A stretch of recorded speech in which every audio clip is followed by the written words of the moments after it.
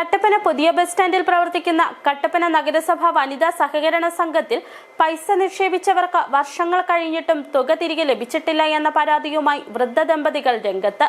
Pothanicad Kaippananikkal K Joseph, ഭാര്യ റോസക്കുട്ടി എന്നിവരാണ് പരാതിയുമായി രംഗത്തെത്തിയിരിക്കുന്നത്. വർഷങ്ങൾക്ക് മുമ്പ് നിക്ഷേപിച്ച തുക ഇതുവരെ ഇവർക്ക് ലഭിച്ചിട്ടില്ല.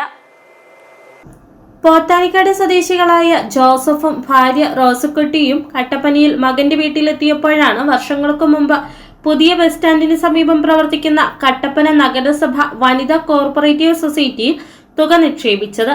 2022 25,000 രൂപയാണ് നിക്ഷേപിച്ചത്. ഇതിന് 7.5% പലിശ നൽകാമെന്ന ഉറപ്പിലാണ് പൈസ നിക്ഷേപിച്ചത്. തുടർന്ന് 2023 30,000 രൂപ കൂടി നിക്ഷേപിച്ചു. ഇതിന് 8.75% പലിശ നൽകാമെന്നാണ് പറഞ്ഞത്. എന്നാൽ തുക നിക്ഷേപിച്ചതിനു ശേഷം പലിശ പോലും ലഭിച്ചിട്ടില്ല.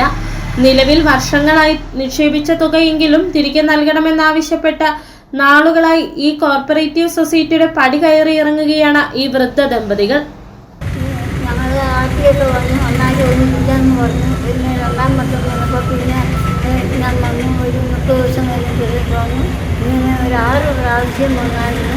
അത് കഴിഞ്ഞ് പിന്നെ ഒരു 5,000 രൂപ എങ്കിലും തരാൻ ഞാൻ പറഞ്ഞു. എന്നിട്ട് അതിന് കിട്ടിയില്ല. കൃഷിപ്പണിയടക്കം ചെയ്ത് സുരുക്കൂട്ടിയ തുകയാണ് ഇവിടെ നിക്ഷേപിച്ചിരിക്കുന്നത്. വാർദ്ധക്യ ബുദ്ധിമുട്ടുകൾ അലട്ടുന്ന ഇവർ തങ്ങൾ നിക്ഷേപിച്ച പൈസ തിരികെ ലഭിക്കാതായതോടെ വലിയ പ്രതിസന്ധിയിലാണ്. 2022 കൊണ്ടുപോയി 25,000 രൂപ ഇട്ടു. 2023 30,000 രൂപ ഇട്ടു. ഒരു വർഷത്തേക്കായി കാണിക്കുന്നു.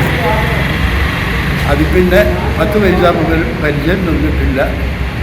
ഞങ്ങളൊരു 15 പ്രാവശ്യമൊന്നും അല്ലെന്നുണ്ട്. എത്ര പ്രാവശ്യം നടന്നു പോലും അറിയില്ല. സമാന രീതിയിൽ നിക്ഷേപിച്ച മറ്റ് നിക്ഷേപകർക്കും നിക്ഷേപത്തുക തിരികെ ലഭിക്കാനുണ്ടെന്നാണ് അറിയാൻ കഴിഞ്ഞതെന്നാണ് ഇവർ പറയുന്നത്. എന്താണ് ഇതിന് കാരണമെന്ന് ചോദിക്കുമ്പോൾ തങ്ങൾ പുറത്ത് ലോൺ കൊടുത്ത തുകകൾ തിരികെ ലഭിക്കാത്തതാണ് കാരണമെന്നാണ് ബന്ധപ്പെട്ടവർ പറയുന്നത്.